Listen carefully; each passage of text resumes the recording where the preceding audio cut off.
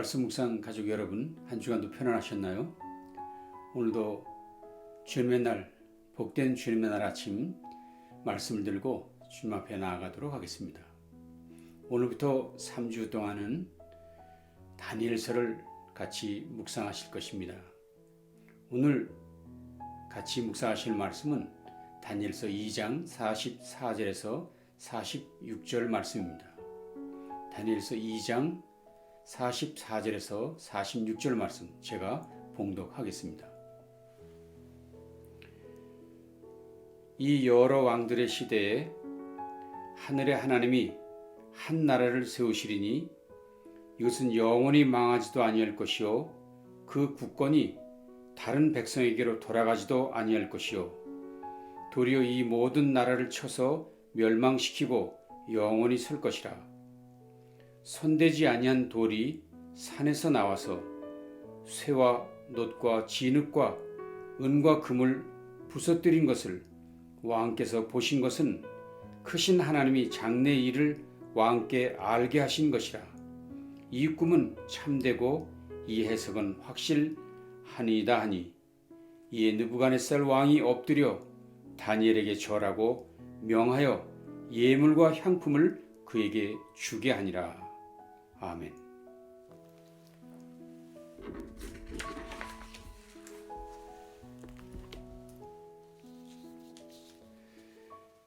다니엘의 이야기는 구약 성경 중에서도 우리의 기억 속에 지워지지 않는 유명한 이야기입니다. 다니엘은 제1차 바벨론 침공 때 포로로 잡혀가서 바벨론 제국을 정복했던 바사, 즉 페르시아 고레스 왕의 통치 원년까지 활동한 선지자입니다. 그래서인지 다니엘은 당시 유대인들 사이에서도 의롭고 지혜로운 사람으로 널리 알려져 있었습니다. 하지만 다니엘이 유다 지파에 속한 왕족 출신이었다는 사실 외에는 알려진 것이 없습니다. 그에 대한 유명한 이야기들이 참 많이 있죠. 예를 들면 왕이 주는 궁중 요리를 먹지 않고 채식만 했으므로 건강했다는 이야기, 사자굴 속에서도 용광로 속에서도 살아남은 이야기 등등 어렸을 때부터 들었던 다니엘의 무용담들입니다. 그래서 이런 다니엘의 이야기를 들으면서 우리도 신앙의 정조를 지켜내야 한다, 또는 우리도 다니엘처럼 지혜롭게 살아야 한다 하는 식의 이야기가 주요 교훈인 것처럼 생각하기 쉬웠습니다.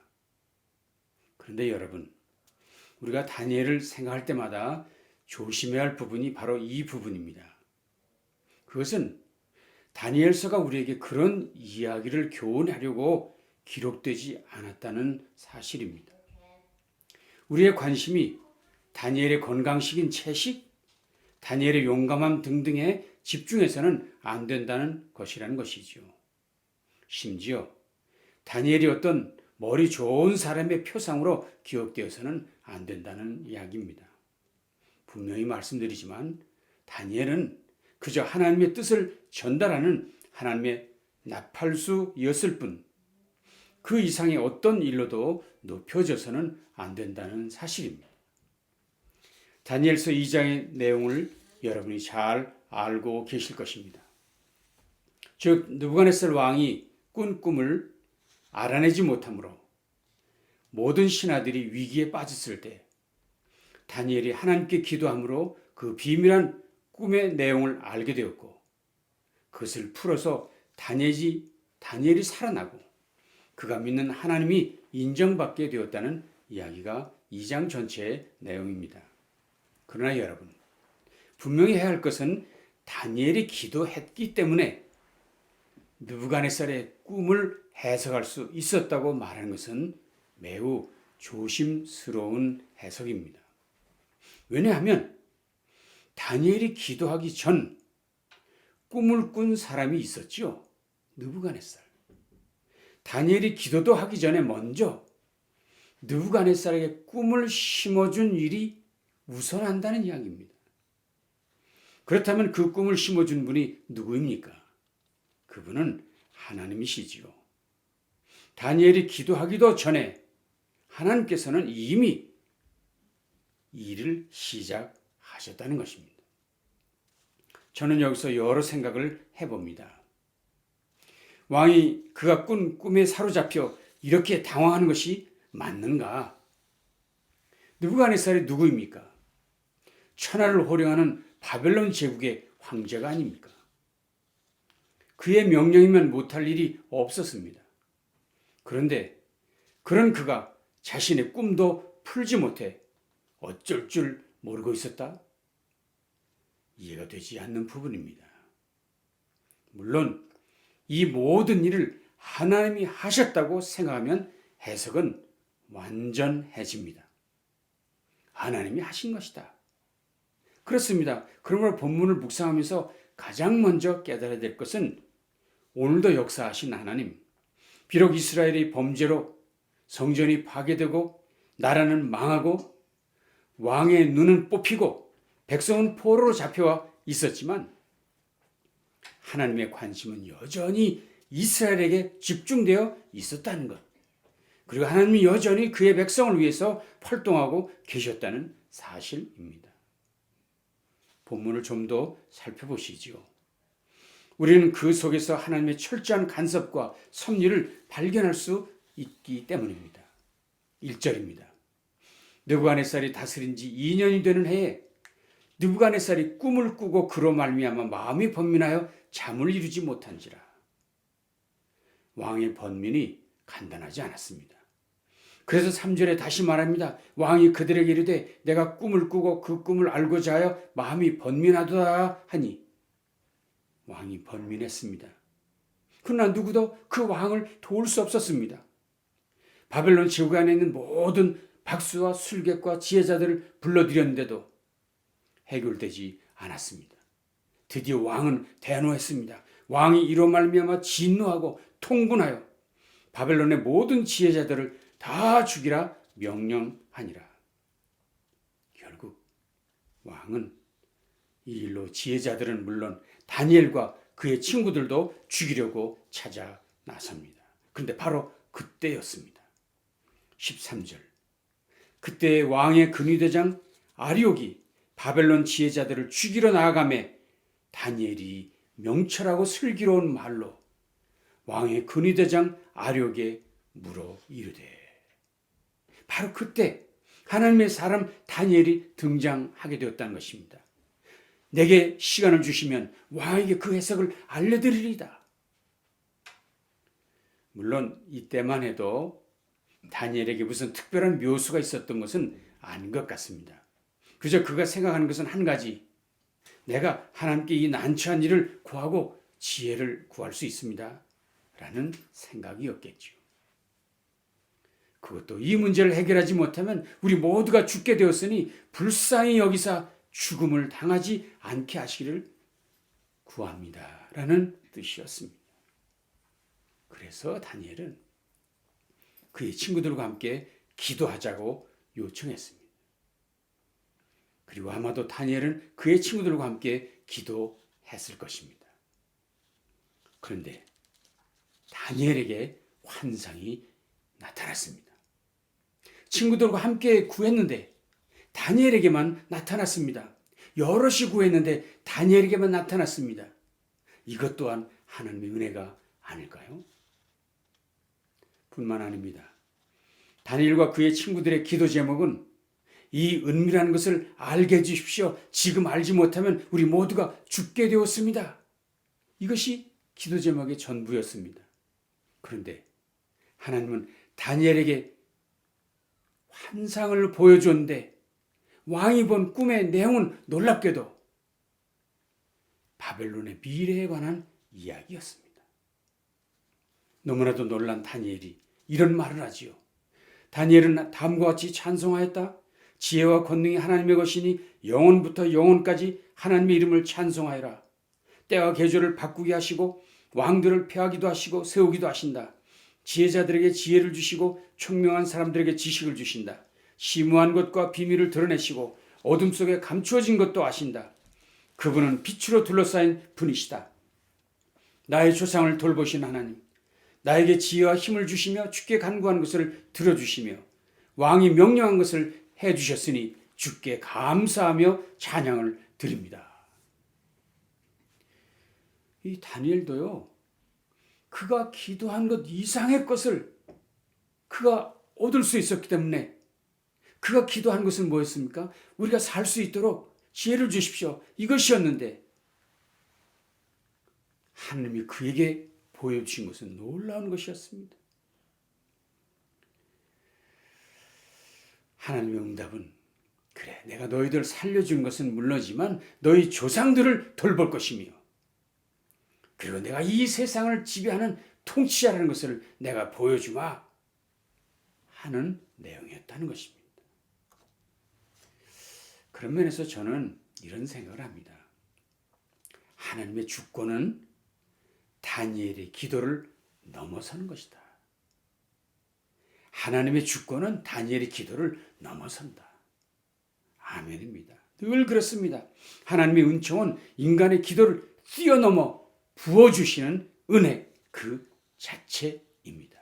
물론 다니엘과 그의 친구들이 합심 기도한 건 정말 중요합니다. 우리는 꼭 이것을 놓치면 안 됩니다. 그러나 하나님의 관심은 그들의 생명을 건지는 일 정도에 있지 아니하고 이스라엘이라는 하나님 나라를 향한 구체적 계획을 갖고 계셨다는 사실, 느부갓네살은 물론 이스라엘과 열방의 이 사실을 알려주려 하심이 더 중요했다고 하는 사실이라는 것입니다. 그렇습니다.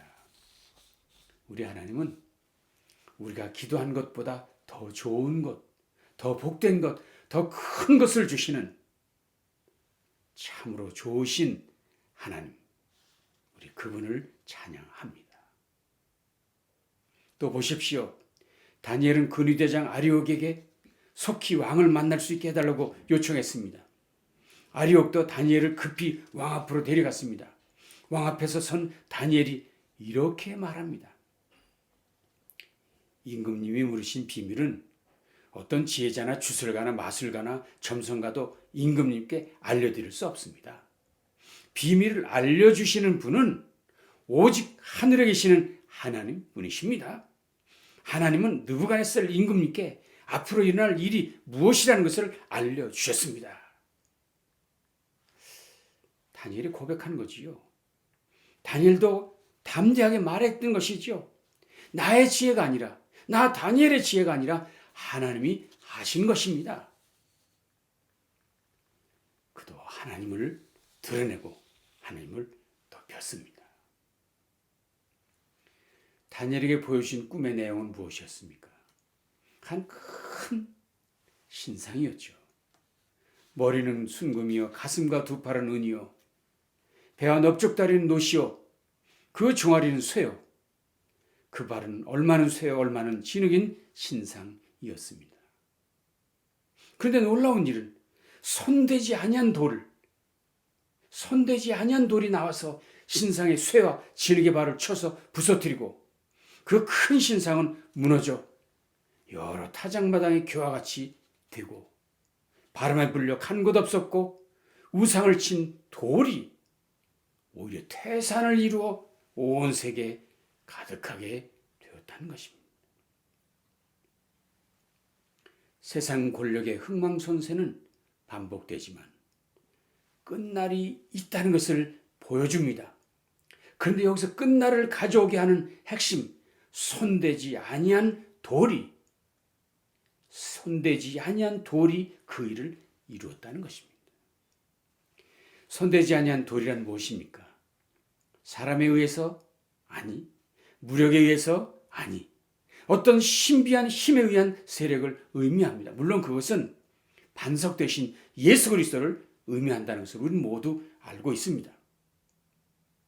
결국 이 거대한 신상은 사람이 아닌 신비한 힘에 의해 무너지고 말 것을 예고한 것입니다. 이야기는 여기서 머물지 않습니다. 하나님께서는 다니엘에게 꿈의 해석까지 일러 주었습니다. 44절, 45절이죠. 이 왕들의 시대에 하늘의 하나님이 한 나라를 세우실 터인데 그 나라는 영원히 망하지 않을 것이며 다른 나라에게 넘어가지 않을 것입니다. 그 나라가 도리어 다른 모든 나라를 쳐서 멸망시키고 영원히 설 것입니다. 아무도 돌을 떠내지 않았는데 돌 하나가 난데없이 날아 들어와서 쇠와 노쇠와 진흙과 은과 금을 깨는 것을 임금님이 보신 것은 위대하신 하나님이 앞으로 일어날 일을 임금님께 알려주신 것입니다. 이 꿈은 그대로 이루어질 것이고 이 해몽도 틀림없습니다. 하나님이 주신 해석의 핵심 주제는 무엇입니까? 나라, 하나님이 세우는 것이고 열국, 경영자는 하나님이란 사실을 밝히신 것이죠.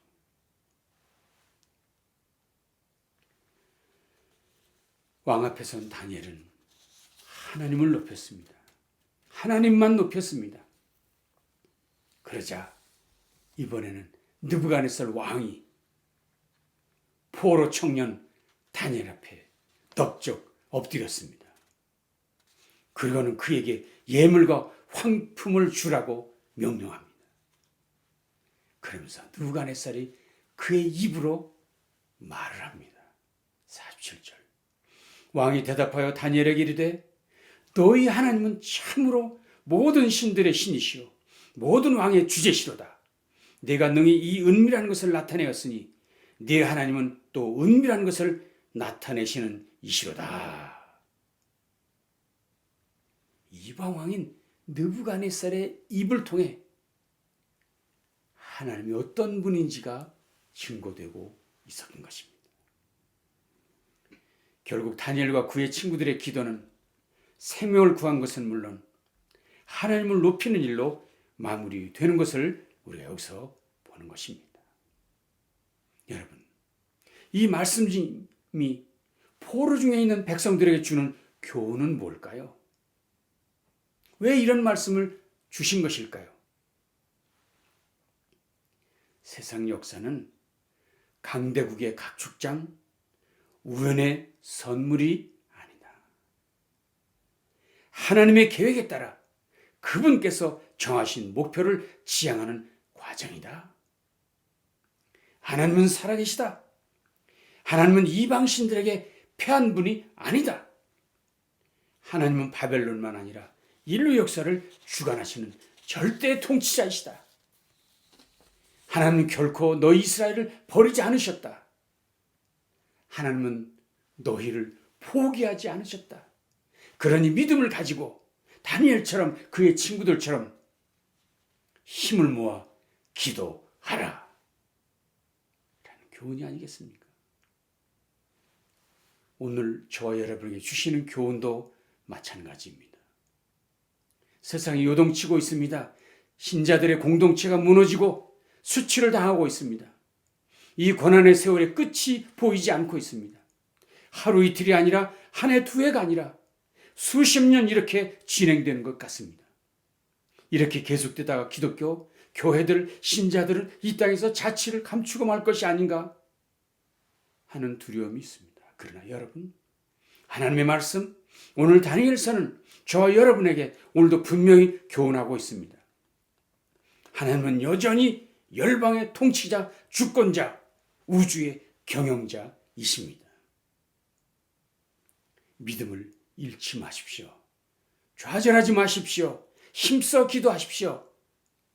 함께 공동체가 함께 힘을 모아 기도하십시오. 우리가 구한 것보다 더 놀라운 것을 허락해 주시는 그분인 것을 믿으시기를 바랍니다. 오늘도 우리도 그 승리의 확신으로 기도하며 전진하는 복된 성도들 다 되시기를 주님의 이름으로 축원합니다. 하나님 감사합니다.